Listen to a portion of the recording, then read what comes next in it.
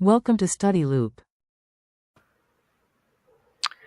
So we have a deep sea diver here, suspended by a rope. The rope is 100 meters long, has a diameter of 2 centimeters, and the diver weighs 120 kilograms and has a volume of 0.08 meters cubed.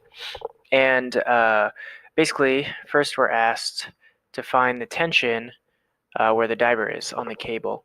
And so if we draw our free body diagram, if this is our diver, this dot here, then we'll call F the tension. F is pushing up on or pulling up on him. Uh, then we have the buoyant force because he's underwater, and then we have his weight, which is 120 kilograms times g.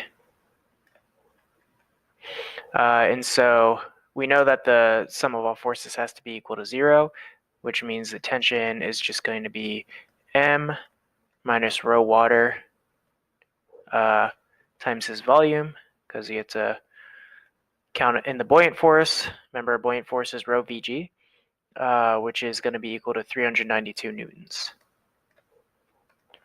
So that is the tension. Second, we're asked to figure out at a distance x above the diver what the tension is. So instead of the tension here, we're going to go up some distance x above the diver here. And we want to find the tension as a function of x, basically. So we want to find the tension F as a function of x.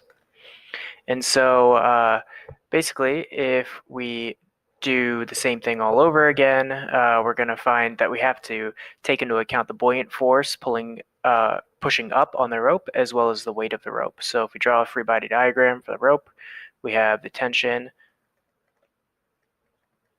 pulling up, we have the buoyant force pushing up, and then we have the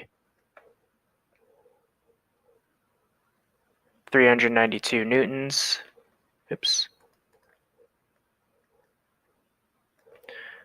Newtons pulling down from the diver weight minus its buoyant force.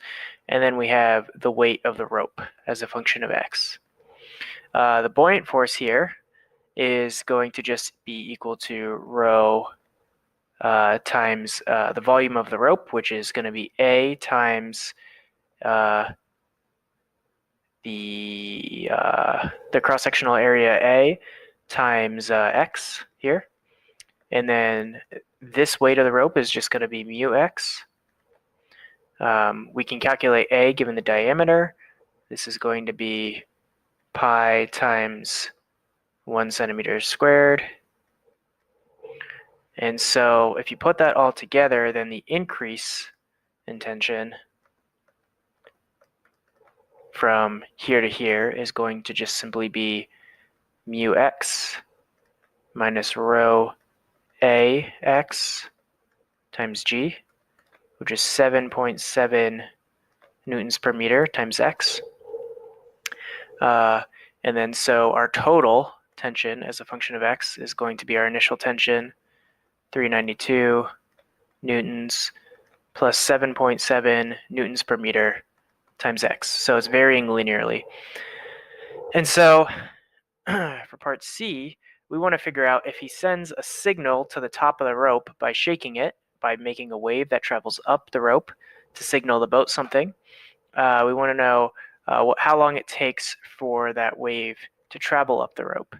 And so normally what we would do is we would use, v is equal to the square root of f over mu, but the velocity is changing as a function of x. So it's square root of f of x over mu. And this is a linear function, so I'm just going to write this for simplicity as f0 plus ax. This is f0 here, and this is a over mu.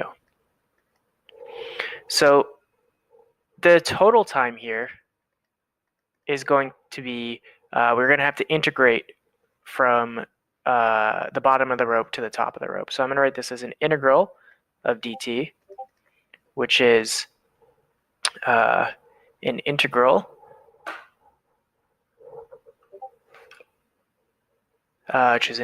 here of dx over dt.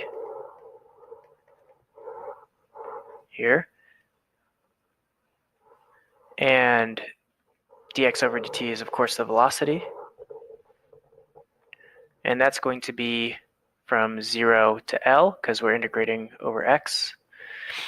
And that's going to be equal to the integral from 0 to L of dx, of square root of mu over the square root of f naught plus ax times dx, which is equal to 2 root mu over a square root of f naught plus al minus square root of f naught.